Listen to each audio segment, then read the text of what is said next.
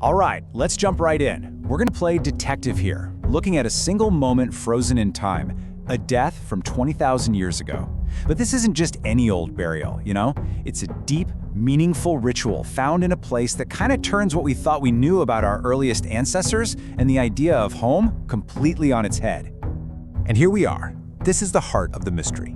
Deep in eastern Jordan, archaeologists are digging, and they uncover the charred remnants of a small hut. But inside, carefully placed on the floor, are the remains of a person who lived and died 20,000 years ago. So right away, your mind just starts racing, right? Was this some tragic accident? Did someone get caught in a fire? Or maybe, was it something violent? Or is this something else entirely? Something far more complex, a deliberate, symbolic act that ties together life, death, and the very structure of a home. Well, that's exactly what we're going to unpack. All right, section 1. Let's start with the discovery itself. We gotta figure out the who, the where, and the when before we can even begin to understand the what. So the where is a place called Kharaneh IV. And you gotta understand, this was not just some little campsite. No way. This was one of the biggest known sites from that time period. Think of it like a massive hub, a gathering place where different groups of hunter-gatherers would all come together. It was a real hotspot on the ancient landscape. And this is where the story gets really, really personal. When scientists looked at the remains, they could tell us a lot. This was an older woman, probably over 50. She was pretty short, around 5 feet tall, and she was living with arthritis. But here are the two details that are absolutely crucial. First, she wasn't just found there. She was intentionally placed in a specific semi-flexed position right on the floor of the hut. And then, and get this, the hut was deliberately set on fire. Okay, to really get why this one discovery is such a huge deal, we need to zoom out a bit. We have to look at the bigger picture, because this single burial is forcing us to rethink the entire timeline of human social development. Check out this timeline. It really lays it all out. The burial at Kharaneh IV, that's from the early Epipalaeolithic. We're talking thousands of years before the famous Natufian culture. You know, the period we usually associate with fancy burials and people starting to settle down. And it's even further before the Neolithic, when the first farming villages popped up. This is happening way, way earlier than anyone expected. And just how rare is this? I mean, it's absolutely staggering. Before this find, for that entire pre-Natufian period, archaeologists knew of fewer than 20 individual burials. 20! Now compare that to the later Natufian period, where we found more than 450. So you see, this isn't just another little piece of data, it's a massive piece of a very, very small puzzle. Okay, so let's get down to it. The house, the body, the fire. How do we connect the dots? What's the story the archaeologists are putting together? Just look at these excavation photos. I mean, they're incredible. You can see the two huts as they were being uncovered, and then on the right, that detailed plan shows the woman's remains placed so precisely inside the walls of her hut. The link between this person and this structure is just undeniable. Now, to really understand what might be going on here, we have to talk about this concept called placemaking. It's a pretty simple idea, really. It's that humans don't just exist in a random space.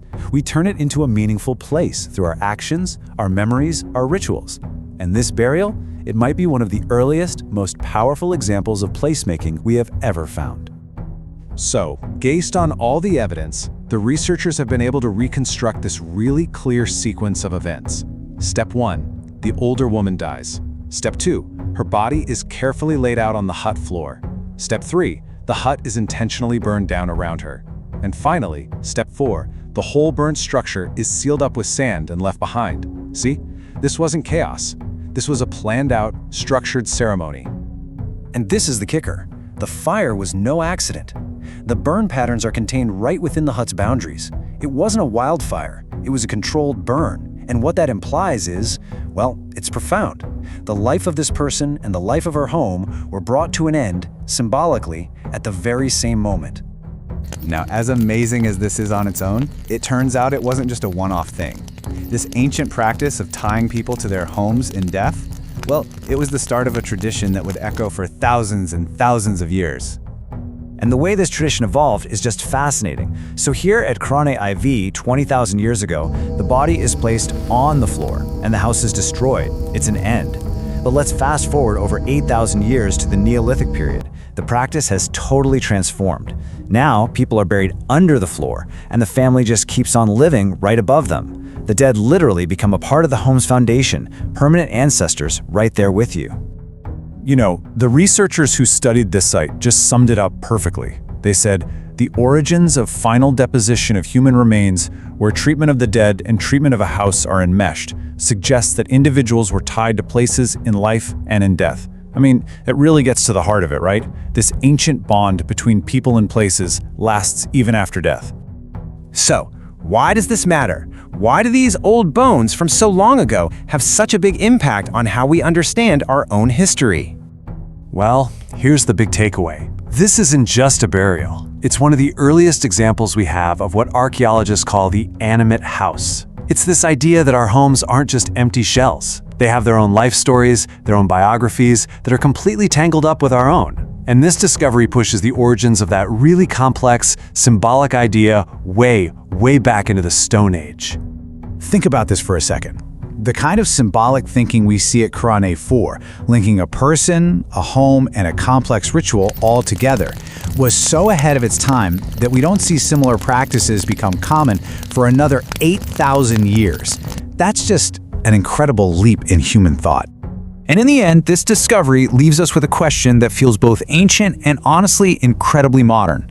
This act of tying our identities to our homes, of seeing them as more than just buildings, it's a deeply, deeply human thing. So it makes you wonder, right? 20,000 years later, how do we still weave the stories of our lives and even our deaths into the very places we call home?